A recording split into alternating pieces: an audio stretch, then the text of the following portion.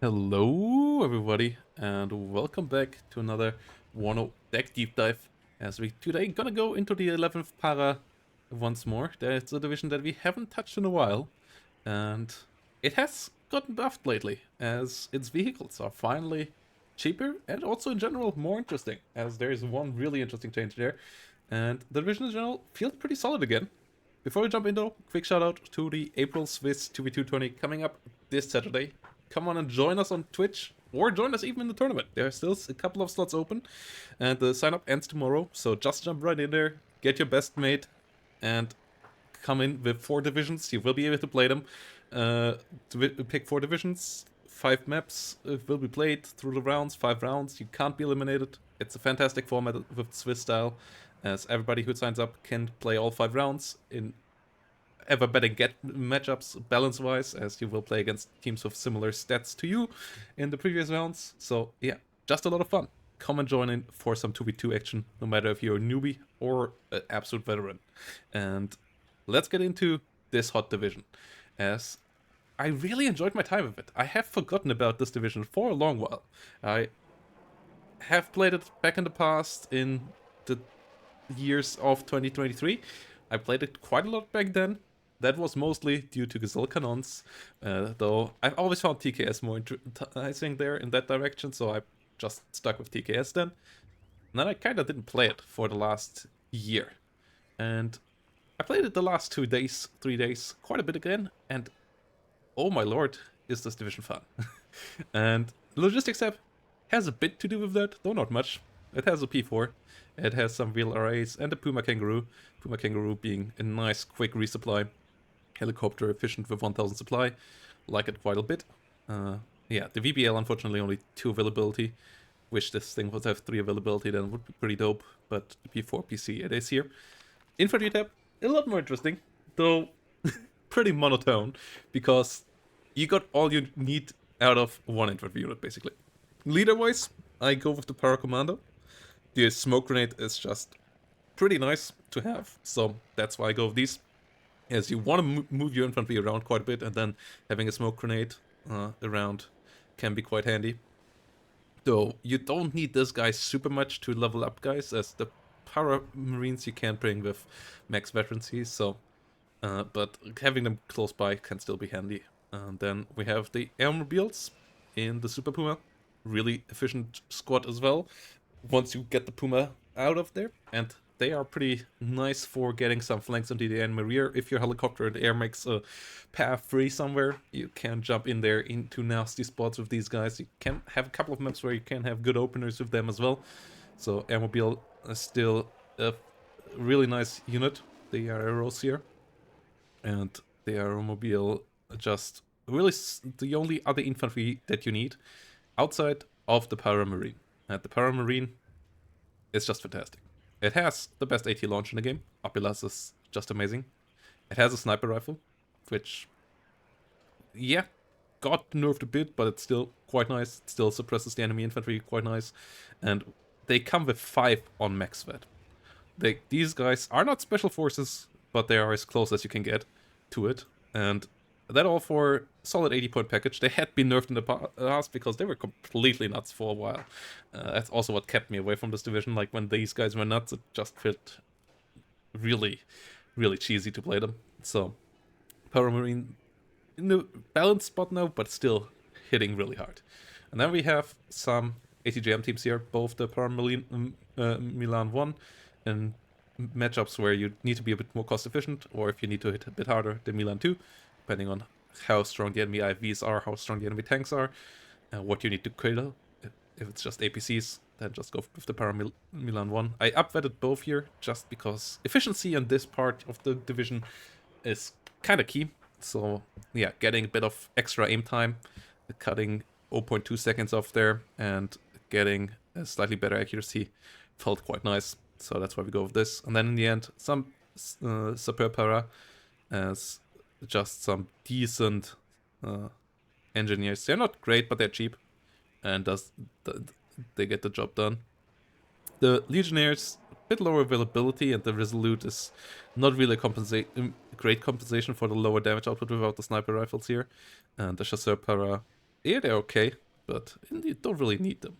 So, yeah, Paramarine and Super Para it is instead. And then artillery, we just have the PMB on the old truck. It's just here for the smoke, and that's kind of it. You don't want to really use them for anything else, but having smoke that can move around is quite nice. Can dodge counter battery and so on, so that's what they are for. Tank tab, way more important. We got the Sagai, and the first 4 Sagais I take with veterancy, because getting the extra aim time bonus, getting the shot on target here is pretty important with these guys, as they're not good at duels, so you need that first shot to land. If you take the leader with them, usually you don't want to have the leader super close to the others, but sometimes you can set up like a small formation, then the leader can be quite handy at buffing up the others and getting them some even higher bonuses. But yeah, it's all about getting the first shot out before the enemy can get it, and killing them or stunning them with that out of cover if possible. And these ARCs are pretty good at that. They are quite fast, they can move around nicely, and they have a long range gun, and that is really important. So yeah, they can't take fire at all, but they can deal damage really solid. The 90mm gun with 15 pen is fine at that. It, as I said, not major one-hit material, so you really want to have them usually in stacks of 2 or 3, but they can do the job there. The P4 Milan, pretty important for openers. 55 points Milan 2s can help out quite handily with forward deployment into the right spot. And yeah, that's the unit that you want to get where you play defensively and just fire weights of Milan 2s. The other one is having lower stealth, so that's why we don't take it, even though it has more ammo, but the ammo doesn't quite compensate there. Stealth a bit more important. Recon tab, we have our special forces in the deck, and they slap in infantry fights. Plus they get you smoke, and that means that your infantry can move around a bit more with them. So yeah, you have all the AT that you need in the other tabs, so that's why I don't take these guys, and you don't really need a sniper. So the Para SAS here, really solid. And then Gazelle Cannons to lead your helicopter swarms if you want to set them up. They are not as crazily cheap as they had been in the past, but the 20mm still shreds, especially if you can get them up that, which unfortunately is not really what you want to do with the Recon one, but we will see that in the helicopter tab. The autocannon really profits a lot from getting buffed up. That accuracy jumping up to 75% here because of how it all works, and then they really dish out damage. Efficiency on autocannons on helicopters is pretty obscene, but yeah, these are just there to lead in the swarm. Then we have the ERC 90 Sagai Recon, good together with the others. Like one of these, 2 of the others usually is what you kind of want to get. It's only having good optics, but it's still a decent advantage over units that don't have any. And in general, a decent little unit. Then the AL60-12. This is a pretty handy unit. It has smokes that can set up a smoke wall for you, and you can play around nicely with that, setting up some big plays. And the 60mm mortar is also decent at dealing damage to infantry, plus 50 cal. And for that price, it's pretty fine. And then the VBL Milan is another Milan 2 unit, this time with very good optics though, and the very good optics here are important to get them into good spots and just snipe enemies from the long range. The VBL Recon in the past was amazing, but by now at 40 points it's not quite what you want anymore, so I cut that out for the AML60s nowadays, even though these only have good optics. But yeah, the lack of a exceptional optics unit here is a bit painful, but not the end of the world. And then we come to the AA tab, and here I'm still a bit figuring out what I want, but I started to feel pretty comfortable with what I got here now, which is 10 Mistrals, one of them at 2 vet, just so that this thing really slaps. Mistral is an amazing manpad, deals a lot of damage quite easily because of its high accuracy and the good ranges compared to other manpads. You really can reach out there against helicopters, has decent enough range against aircraft that it usually gets the shot off, and then with the accuracy can hit. And the Gazelle Celtic, getting even longer ranges against aircraft, and 60% accuracy on the move. Can snipe off enemy helicopters quite nicely there as well. Outranges other AA helicopters as well, so that can be pretty handy if you micro them well, as they can fire on the move. And the aim time is pretty low as well, so yeah, Gazelle Celtics, especially if you micro them with altitude, can be pretty gnarly. I'm a bit...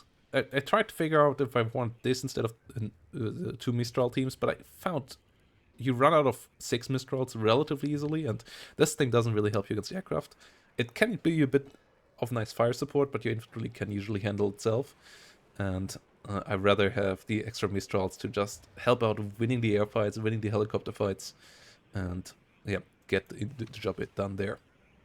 And then we have the helicopter tab, where we have some Gazelle HOTS coming along to lend a hand with ATGMs. And then we have Gazelle Cannons on Veterancy. And as I said, like, these stats go gnarly with Veterancy. So these things just shred through enemy infantry in positions where you can get them in. So openers of these can be gnarly, or if you have a flank where the enemy wants to fight your infantry, you can bring them in there and make it uncomfortable. There are a couple of situations where this can be really handy, and if need be, you can just do a big wave and try to do stuff with that. Though that usually only works if you get an air tap behind it, and that's why we have a pretty sizable air tap here. So 6 fighters, because the fighters are decently priced, but they are not great. So having 6 of them is handy to get some consistency in all of this. And then if we have the Jaguar C2, it has the better seed missile with better accuracy here on the same range compared to the normal Jaguar seed, and it gets air-to-air missiles, which can be really helpful if dealing with enemy ground units. It loses some ECM, but I found the extra accuracy on the missile there helpful compared to the ECM, and I found the Majiks really helpful at hunting helicopters and so on. Going for the kill there is quite key. Can help out on the air fights as well. You know, as the Jaguar AT, for example, can't. The other Jaguars have Majiks as well. So yeah, with enough planes out there, you usually should be able to win the air war. We have clusters. We have big 400 kilogram bombs. This one does hit pretty hard as well. It's quite a nice little plane as well. So yeah, in general, a nice air tap. So let's come to pros and cons. Pros, strong forward deploy infantry. Pros, it got a good recon tab as well, I would say. And it has a strong air support as well. The fast vehicles are nice as well. What it lacks are a couple of the classics that we had lately. No IFVs, no MBTs, and it doesn't have any artillery either to speak of, basically. So yeah, the classics. Artillery, no MBT, and no IFV. So this division has to be fast, has to be quick, and has to be into the enemy's face. But it can do that really, really well. And yeah, let me know down below what you think about this deck, where you think it is right now, and what you would be different. Would you take the seat? Like, that's a discussion as old as time, ever since this division has come out. I feel a bit more comfortable with the seat too, but I see the argument for the higher ECM here. But yeah, let me know down below, and see you in the next one. Bye bye, and have a great day.